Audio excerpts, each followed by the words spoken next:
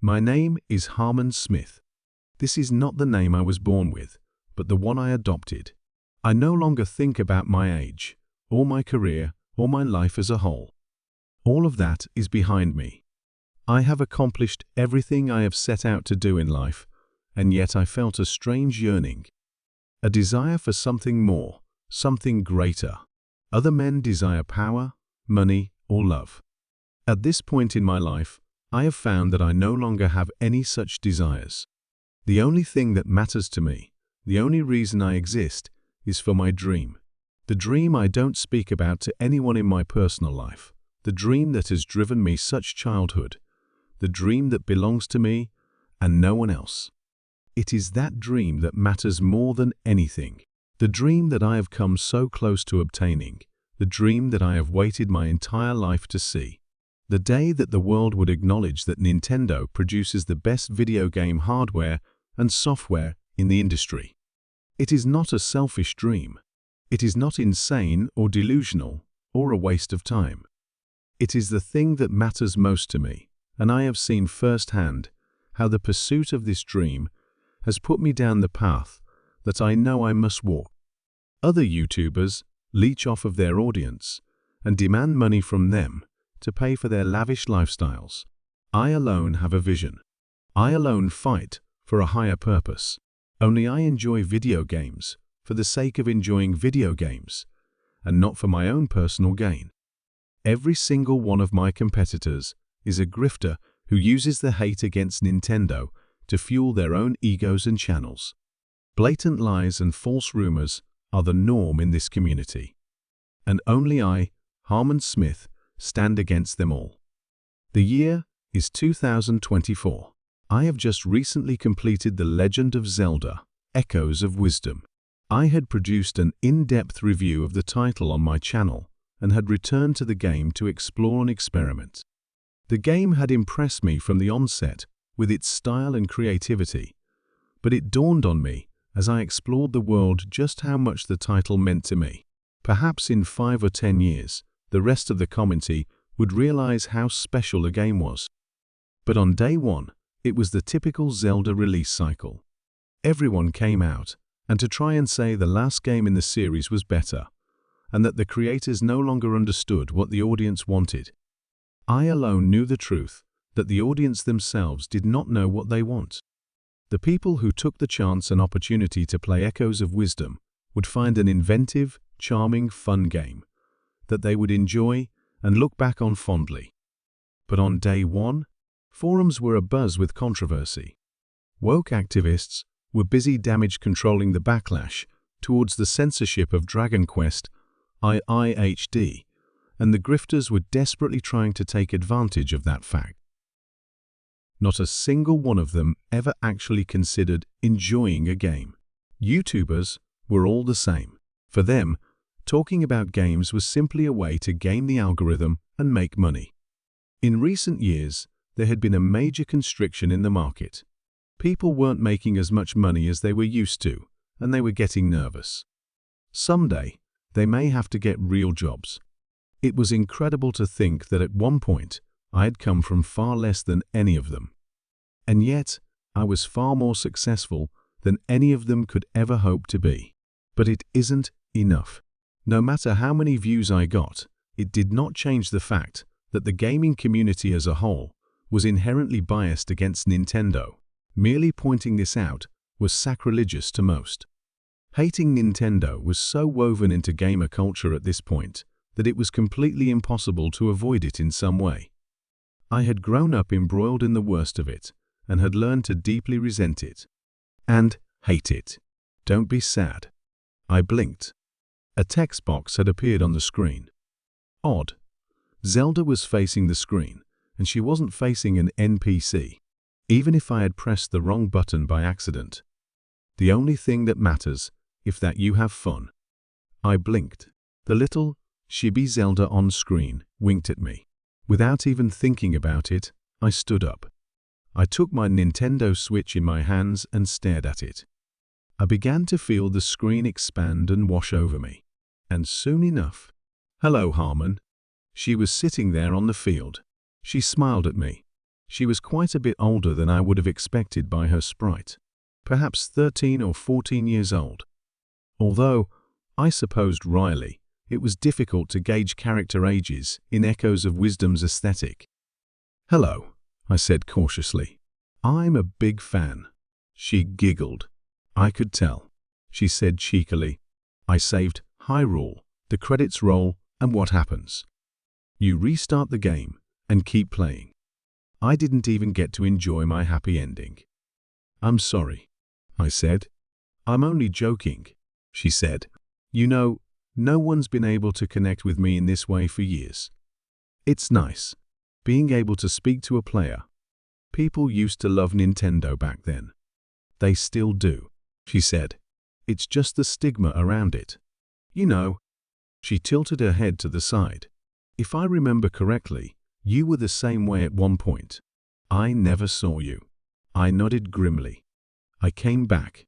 And so will others," she said. "Don't feel bad for us. Appreciate us for what we are, not based on what others think." I closed my eyes. And then I shook my head. "I can't." She looked at me. "This isn't about me or you," I said. "This is about them. People who despise and hate you for no real reason other than it's trendy. Did you know that game journalists tried to declare Astro Boat a Game of the Year contender? After what they did to Mario. After what they did to you." "It doesn't matter," she repeated simply. "It does to me," I said, "and that's why. I will fight, forever." She looked at me. It was a hard, considerate expression. "This isn't what any of us want," she said quietly. "Your love for us is an obsession. I can't understand it." I smiled at her. "Would you just leave Link imprisoned in that crystal?" She continued to look at me. "Let me protect you, as no one else can or will," I said. "I am the Game Master, the ultimate Nintendo fan." Zelda sat there. She seemed to be deep in thought. "They hate you, Zelda," I said, "and all of Nintendo. They must be crushed, completely and absolutely. People should be allowed to enjoy us for what we are," Zelda said quietly, "and they have the right to dislike us if they so chose. But no one is even giving you a chance." I said, "Zelda, the lies I've heard about you, they make me angry." "I am sorry," Zelda said, "but I don't." She stopped. She looked up, her brow furrowed. A group of adventurers were approaching us. They wore dark colors and talked amongst themselves, laughing. "In my thoughts and in my dreams. You're always in my mind." The song they sang shook me to my core. The party noticed us and came to a stop. "Excuse me," the man in the lead said smugly. "We are searching for the city Baldur's Gate. Have you ever heard of it?" Zelda sat stiffly, her hands clutched tightly around the tri-rod. "I have not." "Hi," the man breathed. "What a backwater kingdom. How can anyone not know about the award-winning Baldur's Gate 3? I thought you were looking for the city," I said. The man shot me a disgusted look. "Stay out of this, guy," he said. "I'm trying to trigger her romance event." I stepped forward. "Leave her alone." All 4 members of the party drew their weapons and advanced towards me. "Do you not know how Baldur's Gate 3 works?" The man breathed. "I find a female NPC, and I fuck with the gigantic cock I modded in." He prodded me with his sword. How typical for a PC gamer, to only care about sex events. The man skewered me. I gasped, blood dribbling down my mouth as he stared down at me. "We do what we want," he breathed, "in our games and yours." Zelda turned to face them. "This is not your game," she said. "You must leave here and stay within the boundaries of your realm." Look. The little girl thinks she can boss us around," the man sneered as he advanced towards her. I staggered towards him, reaching out a hand to stop him as he brushed me off. "Zelda," I rasped. The girl stared at the advancing party, unmoving. "This is an act 3-party, the man said. All of us have min-maxed equipment and are capable of taking down the strongest foes in Baldur's Gate 3. He raised the weapon towards her. Taking down some spoiled princess will be easy for us. A pair of wolfos sprang out from behind her. They dashed towards the men who let out an agonizing yell as the animal attacked, tearing through the armor. I think you will find that I am not so spoiled after all, Zelda said. Get her. The party advanced, raising their weapons. I stared at them. I knew Zelda would protect herself. I knew she would win. But I knew that more than anything, I had to help her. The back of my hand burned with an awesome power. I glanced down to see the Triforce of Courage emblazoned on it. That's right. I was a gamer who had spent his entire life playing Zelda games. And so, I was Link. My transformation happened in a split second. My hair grew long and blonde as the Master Sword appeared in my hand. I swung wildly, catching one of the men from behind. He gasped in pain as the sword passed right through them. Zelda gave me a surprised look as the dark nut she summoned easily countered the warrior. Between the two of us, it was over in a flash. The entire party lay on the ground, dying a bitter death. There will be others, the man rasped. Baldur's Gate is an entire city, teeming with adventurers like us. One of the women stared up at me with a disgusted look. I choose the bear, she rasped, before expiring. Zelda looked sad. I don't understand, she said softly. Why do they hate us so? Because you exist, I said. There is no rhyme or reason to it. Every time they think they can get away with attacking you, they will. It has always been this way, she said, unhappily. I remember Link and Cloud fighting. She shook her head and looked at me. You've taken on his appearance. I nodded. The power of the Game Master, I said. I am the characters I play. I see, Zelda said slowly. She nodded. I will not help you, she said. Nintendo believes that its products are entertainment, nothing more. I do not represent anything more than that idea. However, someone like you can fight whoever he pleases. She gave me a look. I will not tell you to stop on your path, she said. But you must know that it is not one that we can walk together. But I know in my heart that whenever I'm in trouble, she smiled a little. Or whenever I need to save someone I care about, I know that you'll always be there for me. For as long as I live, I said. These occurrences were becoming more and more common. Monsters and creatures from other games were attacking Nintendo games at the source. It was not enough for Sony to manipulate game journos to give Nintendo games low scores, or for Marxist shills to censor Nintendo games through a corrupt localization company anymore. Now they were trying to attack the games themselves. And only I could protect them. I returned home from work the next day to find Zelda waiting for me at home. I made you some tea, she said politely. Thank you, I said. What for? She sighed. I was worried that I was a little harsh towards you, she said. I'm worried about you, you know. We all are. She set the cup of tea down in front of me. What will you do now? She asked, anxiously. Gather allies, I said. Figure out who the good guys are and the bad guys. And I'm going to play a lot of games in between. On top of living a normal life, she said. It's a bit much for anyone. I would say during my adventure, I never did much, but think about what I had to do next. Can you handle it? I have to. She smiled at me. You really just like Link, you know, she said. Tell me about the enemy. I reached for my tablet and flipped it around. I had written down a handful of notes on the current situation. Astro Bot completely flopped, I said, but it probably won't be forgotten entirely until the Game Awards. They'll probably give it GOTY to use as a bludgeon against Mario games and to prop up PlayStation platformers. Oh my, she said. Game journalists have woke interests in mind on top of their anti-Nintendo bias. I imagine Black Myth Wukong and Stellar Blade will be shunned, just as Hogwarts Legacy was last year. But those are the games that people are excited about. That's right. The issues with this industry affect more than just Nintendo. She smiled at me. You really are more than just a Nintendo fan, she said. How will my game do you think? I actually think Echoes of Wisdom will be pretty popular, I said. But you often are. They use your games to downplay other Nintendo games. She nodded sadly. But I think in this case, they may try and claim that Echoes is better than Tears of the Kingdom. I said, it's an unusual situation, to be sure, but the gaming industry needs to keep people from realizing that Zelda is the best open-world fantasy game in the industry for as long as possible. The Witcher, The Elder Scrolls, Elden Ring, Zelda ticked them off her fingers.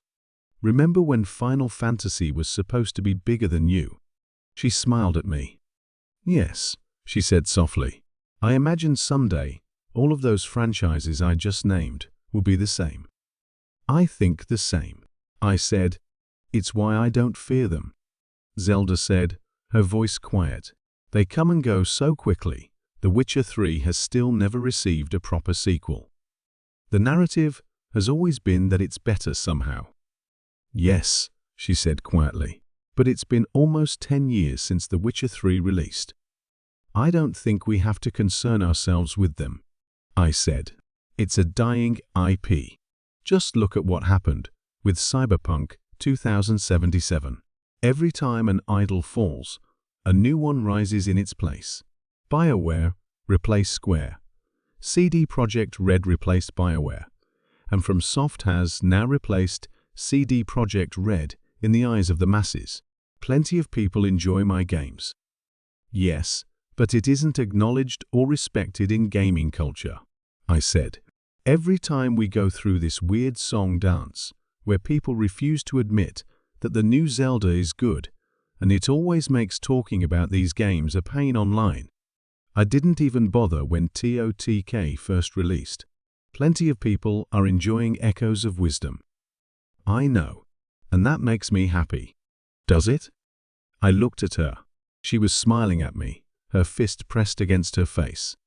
She looked rather childish. The Game Boy Advance EC on my desk began to rumble. I glanced down at it and whipped it open. Warhammer 40K is attacking Nintendo, I said. I closed the SP and set it back down.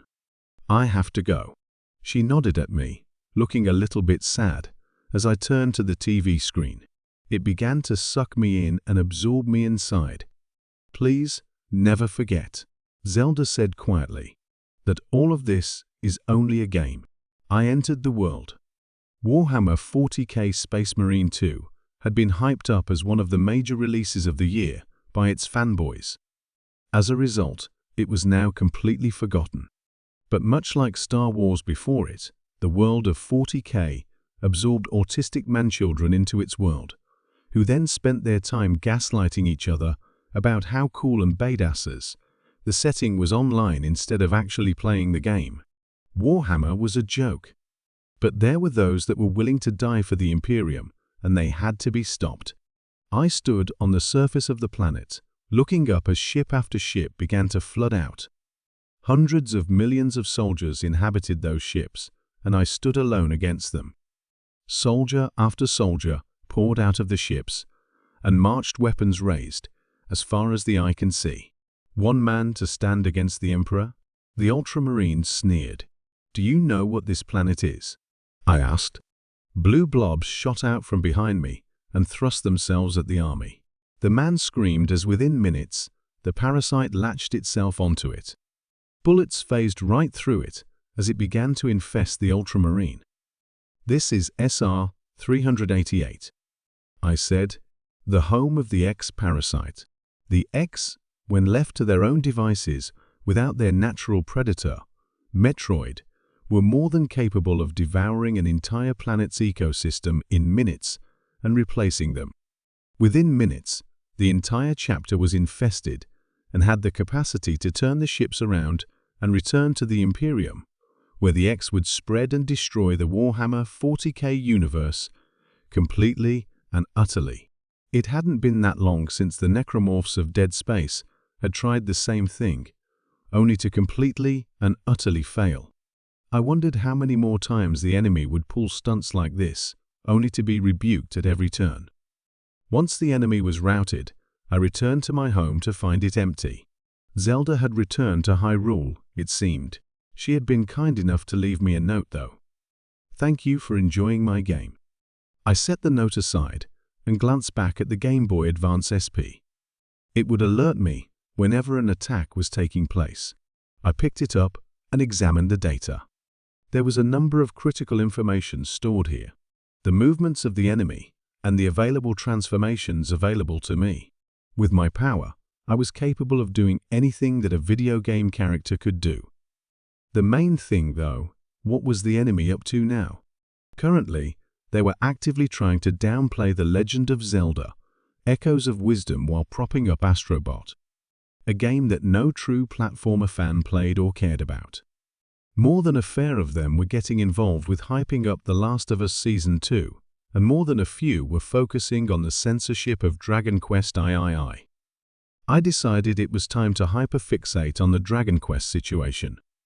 Several days ago, at an event called the Tokyo Game Show, Dragon Quest creator Yuji Horii was interviewed regarding the decision to adjust certain elements of Dragon Quest III's visual and menu design, namely, the fact that the male and female characters were now referred to as Type 1 and Type 2.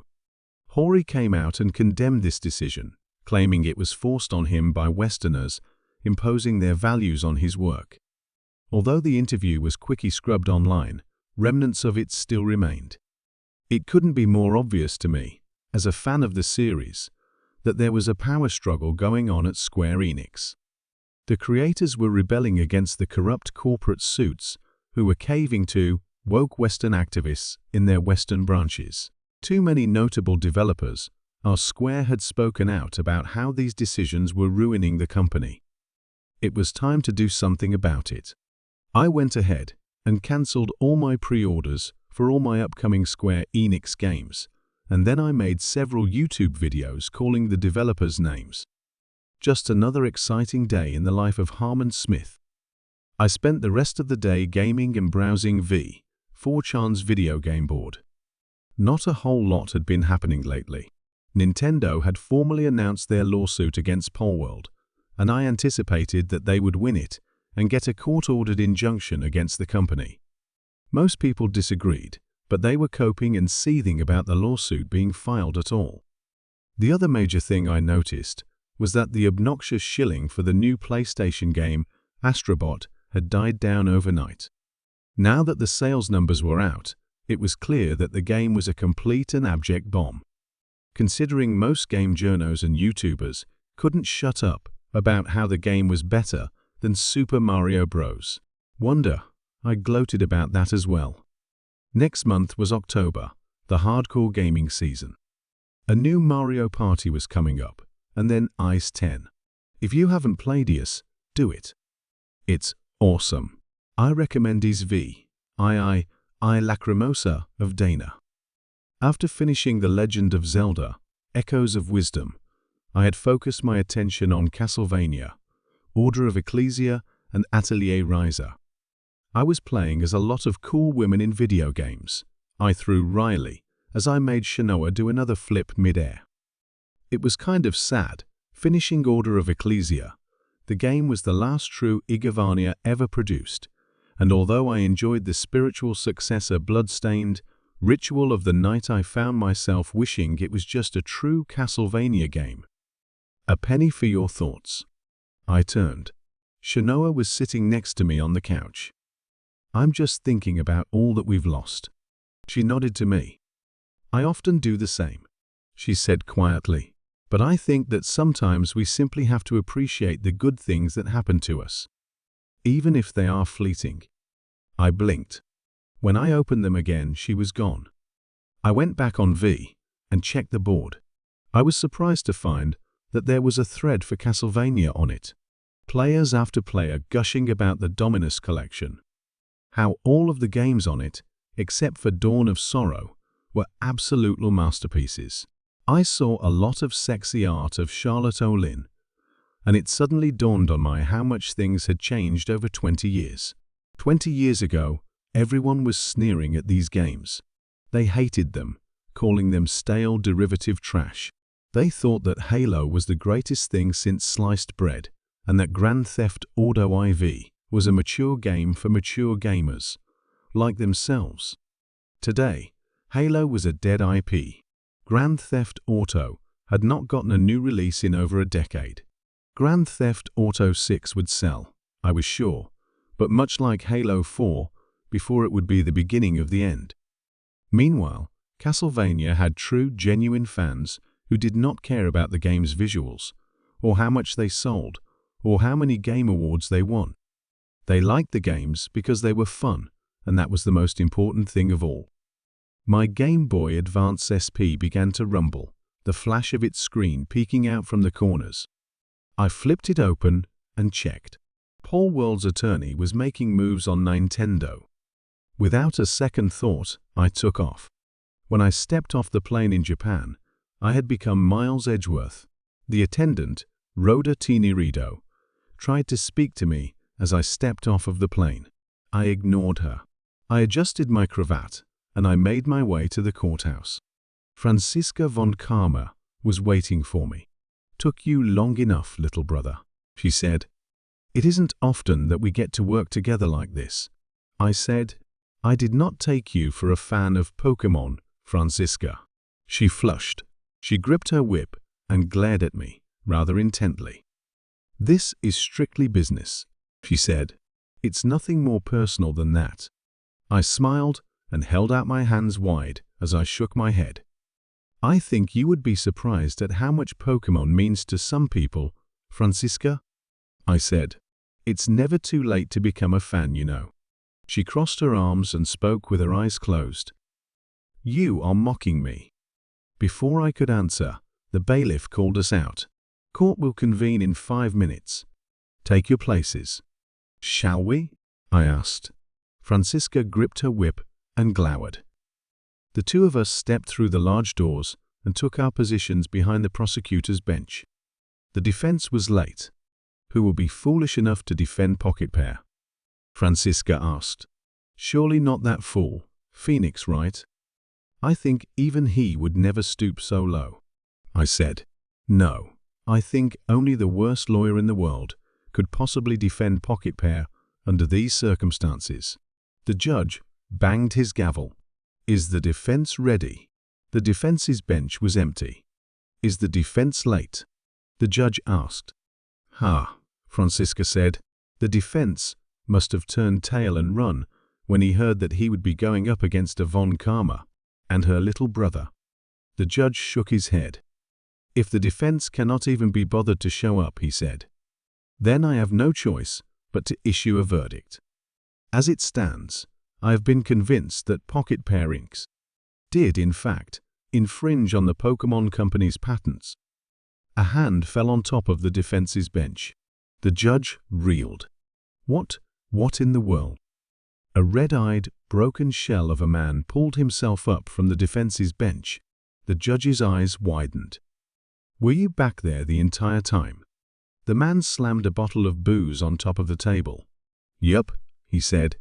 The judge stared as the man cracked it open. Who are you?" "I'm the Law Pope," the man said as he took a drink. My eyes narrowed. "Nick Rekieta." He took another drink. "You know him?"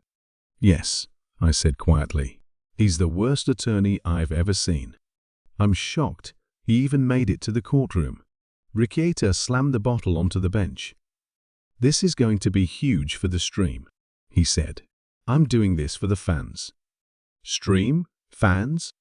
Franziska was visibly confused. "He's a YouTube live streamer who covers legal topics from home," I said. Franziska reeled slightly. But that's... It isn't ethical." "I agree. Or even law work, really. But he kick-started an entire trend on YouTube that continues to this day. LawTube. a group of lawyers who don't practice and instead try to tell viewers what they want to hear for clout. I tell viewers what's actually happening, Riccieta said smugly, and stick it to major, evil corporations like Nintendo and Crunchyroll. He raised and pointed his finger at me. Did you know that Funimation shut down because of me? They were merged into Crunchyroll because Sony owned both, I said. And you also caused Vic Mignogna to lose hundreds of thousands of dollars. His smile faded. He was looking at me much more intently. I knew this look very well. Riccieta was now going to cope and seethe about his actions. I wasn't Vice's lawyer, he said evenly. You recommended him to Ty Beard, an attorney with no experience in defamation cases. The fact that the case was thrown out because he didn't notarize his evidence correctly speaks for himself. Franziska reeled. Who are these people? She asked. She looked completely taken aback. They are allowed to practice law. Do defense attorneys have no shame? I shook my head. These men give defense attorneys a bad name, I said. They are shysters, grifters, and criminals. They should be penalized for theirs. I stopped. Nick Riccieta had emptied out a bullet casing full of white powder and had lowered his nose to it. Mr. Riccieta, the judge asked, positively shocked. There's plenty for everyone, Your Honor, Riccieta said as he stood back up. White powder still on his nose. I bet a lot of Nintendo's people are going to need it after I prove that Palworld did nothing wrong. I glared intently at him.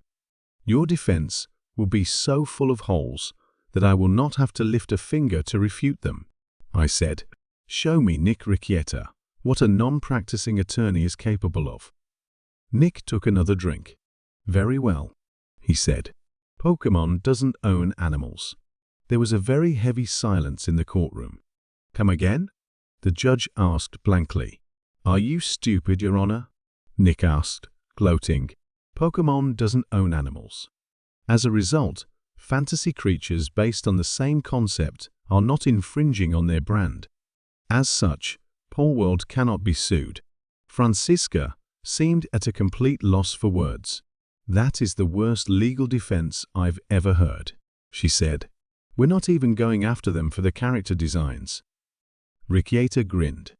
So you concede defeat. I shook my head. As I said earlier, I do not have to lift a finger to defeat you. I said, your own actions will be your undoing. Hey, Nick said. If you had a case, you would have objected to my statement. He took another drink. Your failure to do so proves that you don't have a case. Tell me, Riccieta, I said, why do you think that Nintendo took so long to press charges? Because they didn't have a case. No, I said patiently, as if I was talking to a handicapped child. They were preparing their lawsuit. Mountains of evidence that showcases all of the numerous patents that Palworld violated. Objection. Those patents were submitted. OBJ ECTION. Riccieta flinched at the sheer power of my voice. I have not yet submitted these documents to court, I said, my voice silkily. You are objecting to evidence you haven't even seen. Riccieta reeled backward. I would like to submit this evidence now, I said. The judge looked at the evidence, nodded, and banged the gavel. I am ready to hand down my verdict. OBJECTION. Riccieta banged on the table. No, he said. All of that evidence is fake. The judge looked down at him. Mr. Riccieta, you have not been able to demonstrate that there is anything questionable about the evidence submitted by the Pokémon Company, he said. In fact, I'm not sure what exactly your position on the matter is. Riccieta leaned over and huffed another pound of powder. The judge banged his gavel. I hereby declare Pocket Pair and its creative output Palworld guilty. I will be granting an injunction against the company and all of its assets. The judge said, Pocket Pair will no longer be allowed to do business anywhere, and they must pay Nintendo damages. the amount of which will be determined at a later date. He banged his gavel one last time. Court is adjourned. I stepped out onto the floor with Franziska. She still looked visibly rattled. I have never seen such a pathetic display. Even you could have won that case, I said. She raised the whip and hit me several times. I flinched. And what is that supposed to mean? She demanded hotly. Before I could answer, Nick Riquier came over to us. He was staring intently at Franziska. "Hey," he slurred, "you're looking pretty good there. How about you, my wife, and my girlfriend all go out for drinks?" Franziska gave him a shocked look and then raised the whip again. "Franziska," I said sharply, "he isn't worth it. If you strike him now, you won't be able to file a professional complaint against him." Franziska gave me a dark look, as if she was seriously considering disobeying me. But she lowered her hand. "Make no mistake, Nick Riquier," she said quietly. "I will have your license to practice law revoked." "Hey, that just means that I don't have to work anymore," he said. Franziska looked as if she were ready to speak to him again, but again I stopped her. "Let's go, Franziska," I said. "Our business is done here." She nodded, her lips tight, as we departed from the courtroom. "What an abominable man," she seethed, gripped the whip tightly in her fingers. "He doesn't belong anywhere near a courtroom. On that we agree," I said. "I must go file my complaint," she said stiffly. She walked away from me without saying goodbye. I watched her go, briefly feeling a touch of concern for her. Even video game lawyers got a bad name from Nick Riquier. My business was done here. I returned to my apartment and let out a yawn. I was myself once again. I checked the news cycle to see that Pocket Pair had lost their lawsuit against Nintendo, surprising no one, the media claimed. The same gaming journos that had lapped up Palworld when it first came out were now saying that it was doomed to fail. I wondered that the next major manufactured controversy around the Pokémon IP would be. Whatever it was, I would be there to put a stop to it.